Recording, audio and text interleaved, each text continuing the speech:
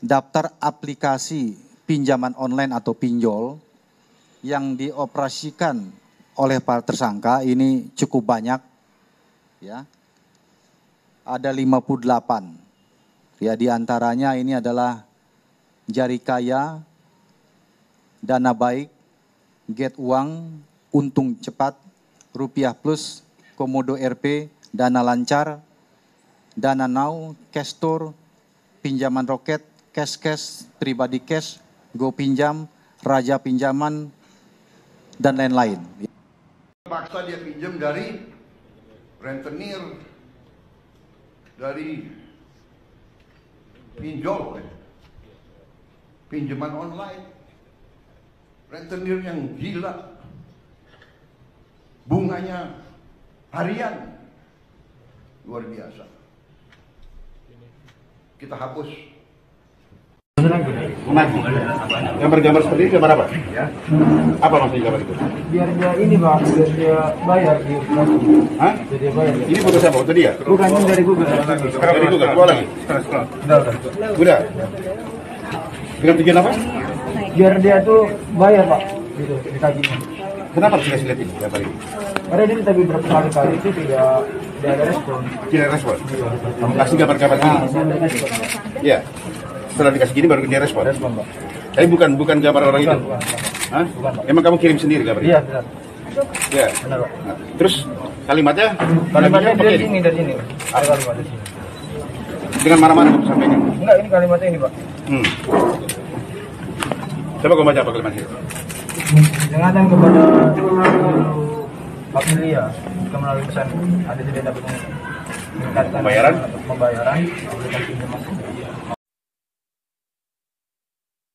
Daftar aplikasi pinjaman online atau pinjol yang dioperasikan oleh para tersangka ini cukup banyak, ya. Ada 58. Ya, di antaranya ini adalah Jari Kaya, Dana Baik, Get Uang, Untung Cepat, Rupiah Plus, Komodo RP, Dana Lancar, Dana Now, Castor, Pinjaman Roket, Cash, Pribadi Cash, Go Pinjam, Raja Pinjaman, dan lain-lain. Ya, jadi totalnya nih kalau saya sebutkan terlalu banyak, ada 58 ini aplikasi pinjol yang mereka operasikan ini. Kemudian penyidik dalam hal ini tentunya telah melakukan langkah-langkah penegakan hukum terhadap para pelaku. Mereka statusnya sudah sebagai tersangka. Terkait dengan kejahatan yang mereka lakukan, mereka sudah dipersangkakan ya sebagai tersangka dengan dikenakan pasal 27 ayat 4 junto pasal 45 ayat 4 dan atau pasal 29 junto pasal 45B dan atau pasal 32 ayat 2 junto pasal 46 ayat 2 dan atau pasal 34 ayat 1 junto pasal 50 Undang-Undang Nomor 19 Tahun 2016 tentang perubahan atas Undang-Undang Nomor 11 Tahun 2008 tentang informasi dan transaksi elektronik.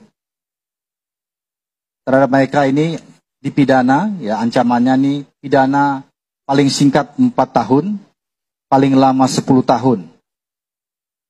Dan atau denda pidana paling sedikit 700 juta dan paling banyak 10 miliar rupiah. Itu rekan-rekan yang bisa saya sampaikan terkait dengan pengungkapan kasus ini. Dulu saya pernah buka pinjol loh. Oh masa? Iya, tahun 2000 berapa? 18 kali. Awal-awal banget loh. Kenapa nggak dilanjutkan kok? Rugi. NPL-nya 80%. Kok bisa? Jadi dulu itu beli engine dari China, kayak franchise itulah. Dia bilang itu dia udah bisa tahu mana yang bayar, mana yang nggak bayar gitu. Pinjol juga ada franchise-nya? Dulu. Wow. Dari Cina. Oke. Jadi dia tahu katanya. Ternyata macet semua. Orang kali lubang tuh lubang kan gitu. Macet semua. Terus ternyata saya tutup. Kenapa? Ternyata kerjaan pinjol waktu itu ya, saya nggak tahu yang sekarang. Ternyata itu harus lebih kencang dinagihnya daripada diverifikasi awalnya. Okay. Itu yang saya, wah ini jelek. Jadi saya cuma setahun doang itu rugi 2 miliar waktu itu. Wow. Setahun doang itu. Kalau sekarang itu yang benar itu kalau kerja pinjol itu adalah diverifikasi awalnya. Mitigasi resikonya itu yang harus lebih kuat dibandingkan dengan nagihnya. Jadi yang benar itu kalau kamu salah minjemin orang, tagih sekali orang nggak bayar ya udah. Kan kamu yang salah, kamu yang minjemin kok, kamu salah minjemin orang kok. Ini orang ini udah jelas nggak bisa bayar, tapi kamu pinjemin. Yang salah siapa? Yang minjemin. Karena orang yang minjem itu dia nggak tahu kemampuan dia. Yang tahu siapa? Yang minjemin dong, kan bisnis kamu gitu loh. Jadi dulu itu makanya ditagih kenceng banget itu salah itu yang minjemin itu. Nggak boleh nagih terlalu kenceng. Kamu udah salah ya udah kamu kamu belajar dari kesalahanmu dong. Lain kali jangan minjemin orang yang udah pasti nggak bisa bayar gitu. Tapi apakah menurut lu itu, maksudnya kan sekarang kita dengar banyak banget kejadian itu pinjol-pinjol yang nagihnya itu serem ya. Gue dengernya aja juga serem banget kok. Apakah menurut lu ya memang bisnis modelnya itu ya begitu aja gitu? Ya itu, dia salah di verifikasi awal, semua dipinjemin, akhirnya daripada rugi dia melakukan collection yang sebegitunya untuk menyelamatkan perusahaannya. Oh oke. Berarti menurut lu ibarat kata yang ngejar kasarnya itu untuk nyelamatin perusahaan, bukan emang bisnis modelnya. Mereka udah ada hitungan, ya udah kalau gua hitung kasar toh untung. Enggak, dia kalau selamat doang aja dia nggak bakal sekenceng itu. Dia sekenceng itu karena mau menyelamatkan perusahaannya. Karena dia salah, nggak ngerti cara verifikasi awal, dia nggak ngerti mitigasi resiko, akhirnya koleksinya dikencengin. Kalau secara ini udah hitungannya bener ya dia nggak mungkin mau lah. Manusia kan punya hati nurani, nggak mungkin dia mau nagih segitunya. Tapi kalau untuk menyelamatkan diri sendiri kan dia daripada gue yang mati, akhirnya gitu kan. Makanya OJK ngecek terus sekarang kamu verifikasi awalnya itu gimana. Apakah kamu bener bisa minjemin orang? Kalau kamu nggak bisa ngerti siapa yang mau dipinjemin, siapa yang nggak dipinjemin, ya jangan buka lah. I see. Gitu loh. Yes. Gua kebayang sih, Jadi ibarat kata dan di elunya kan karena ada kolateralnya juga. Ibarat kata menurut gua bisa dibilang mungkin marketnya beda lah secara behavior. Ya beda. Karena yang satu itu ya yang penting gua mau minjem, tapi toh gua nggak mau ada resiko apapun. Dan gue juga nggak ada sesuatu yang bisa ditawarkan untuk jadi resikonya. Tapi di elunya kan ibarat kata orang kalau udah naruh HP, bayangannya gue berusaha nih akan menebus nih.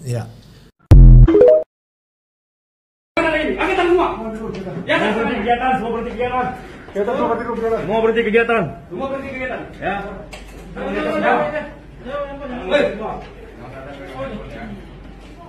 Ya. Handphone taruh semua. Handphone taruh semua. Handphone taruh.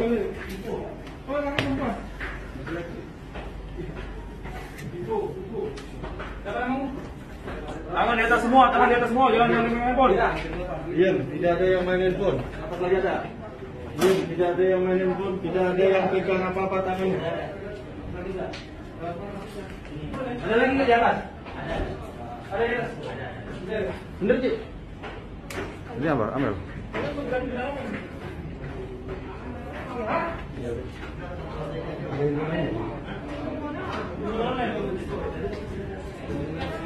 Fokus tugasnya tidak berubah, tapi ada penambahan yaitu juga pembobotan kepada tugas di bidang digital. Ya. Jadi kalau kemarin beberapa masyarakat adalah bagaimana mengamankan data, bagaimana security PDNS kita, PDN kita, kemudian juga bagaimana mengamankan anak-anak muda kita dari hal-hal yang buruk di internet. Jadi judi online tentu salah satu fokusnya, pinjaman online ilegal juga. Nah, jadi hutang UMKM itu sudah tamat dan selesai. Tinggal nanti dilihat apakah Anda memenuhi syarat, apakah Anda layak mendapatkan pemutihan hutang tersebut atau penghapusan BI checking tersebut dari pemerintah atau gimana, nanti tergantung dari peninjauan-peninjauan yang ada ya, nanti akan direalisasikan. Yang jelas ini harus tepat sasaran. Tinggal gilirannya adalah sesuai dengan komentar dari Kemenkomdigi yang mana menyampaikan dia ditambah lagi prioritas oleh Bapak Presiden yang mana harus membasmi judol, judi online dan pinjol. Tapi sayang banget ya, pinjolnya itu malah yang dibahas itu hanyalah sebatas pinjol ilegal. Harusnya 40 pinjol legal dari total 97 pinjol legal hari ini itu harus diuji kelayakannya, dan saya yakin banget bos-bos pinjol hari ini sedang mencoba melobi-lobi, sedang mencoba mencari backingan siapa yang bisa menyelamatkan mereka, karena begitu banyak kesalahan fakta yang terjadi di lapangan. Tinggal dari Kemenkomnya mau apa tidak meninjau langsung ke lapangan, seperti apa masyarakat ditekan, seperti apa masyarakat menjerit menangis karena mereka ditekan dengan bunga tinggi, dengan pemotongan biaya layanan di awal, habis itu didesak dengan menggunakan data mereka, kalau mereka tidak bayar datanya akan disebar, dan berbagai macam lagi. Tolong teman-teman yang melihat video ini muncul di beranda Anda, segera share semuanya ke media-media Anda, viralkan dan boomingkan juga ini, biar semua mata melihat bahwasannya sekejam-kejamnya pinjol ilegal, ada yang lebih kejam, yaitu pinjol legal resmi terdaftar di OJK. Isi di kolom komentar pinjol apa aja.